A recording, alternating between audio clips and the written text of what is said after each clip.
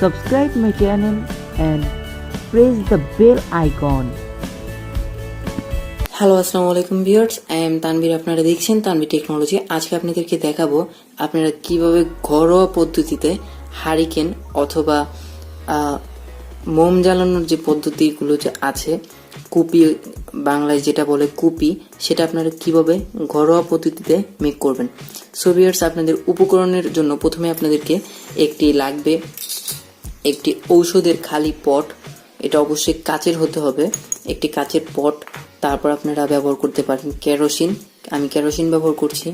তারপর আপনারা ব্যবহার করতে পারেন কাপড়, সাধারণ একটি কাপড়, যে কোনো একটি পাতলা সুতি কাপড় হলেই হবে। তারপর আপনাদের একটি হাতুড় ব্যবহার করতে পারেন, না করলেও আপনাদের চলবে।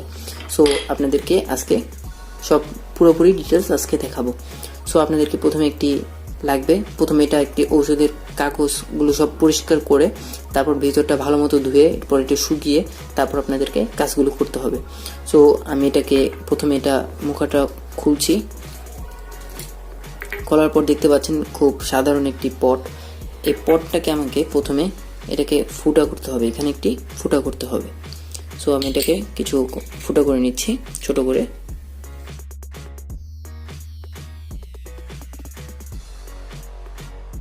ফুটা করার সময় একটি জিনিস খেয়াল করতে পারবেন যে ওষুধের ভিতরে একটি ফোমের একটি তুলো থাকে, এটা আপনাদেরকে ফেলে দিতে হবে। এটা কোনো প্রয়োজন নেই, কারণ এটা ওষুধটা যাতে নষ্ট না হয় তার জন্য এটা ব্যবহার করা হয়, আর আপনারা এটা ফেলে দিবেন। এটা আমার কোনো প্রয়োজন নেই, সো আমি এটা ফেলে দিচ্ছি। এটাকে একটু বড় করে ফুটো করতে হবে যাতে এটা নষ্ট না হয়ে যায়। সো আমি একটু বড় করে ফুটো করছি এটাকে।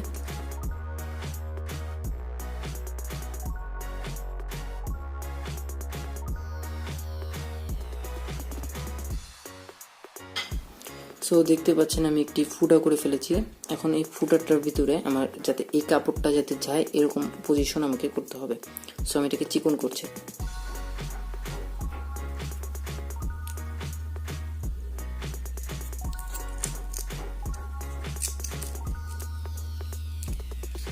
সো দেখতে পাচ্ছেন আমি এটাকে চিকন করে নিয়েছি এবং আমার এটা যতটুক লাগবে ততটুক নিব, আর বাকিটুকু আমি কেটে ফেলে দেব। সো এতটুকু আমি দেখতে পাচ্ছি, এখান থেকে যদি আমি এতটুকু নেই তাহলে বাকি এতটুকু বাড়তি থাকে। সো আমি এটাকে কেটে ফেলছি।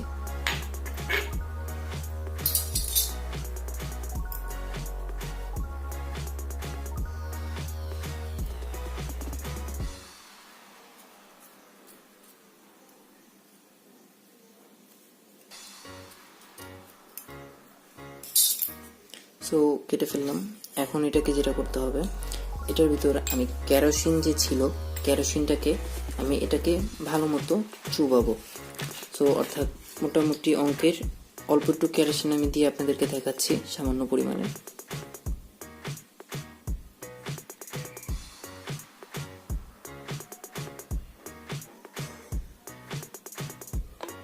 সো আমি সামান্য পরিমাণে কেরোসিন দিলাম। সো এখন এটাকে যেটা করতে হবে, সো প্রথম মাথাটুকু আমাকে ভিজাতে হবে। ভিজানোর জন্য আমি মুখাতে কিছু পরিমাণ কেরোসিন নিয়ে নিতে পারি। সো আমি সামান্য পরিমাণে কেরোসিন নিলাম মুখোতে। সো আমি মুখোতে ভিজিয়ে নিলাম, দেখতে পাচ্ছেন ভিজিয়ে নিলাম। সো এখন বাকি যে অংশটুকু আছে এটুকু আমি কেরোসিনের ভিতরে চুবিয়ে দেব। অবশ্যই খেয়াল রাখতে হবে এটা যাতে কাচের বোতল হয়, এই জিনিসটা কাচের হতে হবে। আর স্টিলের অথবা সিলভারের যদি কোনো কৌটা থাকে, যেমন ড্যানিশ কনডেন্স মিল্ক যদি কোনো কৌটা থাকে আপনারা ব্যবহার করতে পারেন। আমি এটাকে চুবিয়ে দিচ্ছি।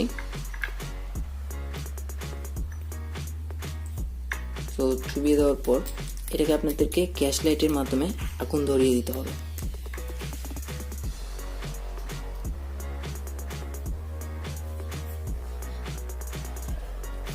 সো এখন আমি গ্যাস লাইট পেলাম, গ্যাস লাইট দিয়ে এখন আমি এটাকে আগুন ধরিয়ে দিচ্ছি। সো এটাকে একটু ভালো মতো ঝাঁকিয়ে নেবেন যাতে এটার একটা পুরোটা ভিজে যায়, এরকম আপনাদেরকে খেয়াল রাখতে হবে। আর এটা পুরোটা যাতে নিচ পর্যন্ত যায় সেদিকেও খেয়াল রাখতে হবে। সো আমি কেচি দিয়ে আমি এটাকে ভিতরে চুবিয়ে দিচ্ছি।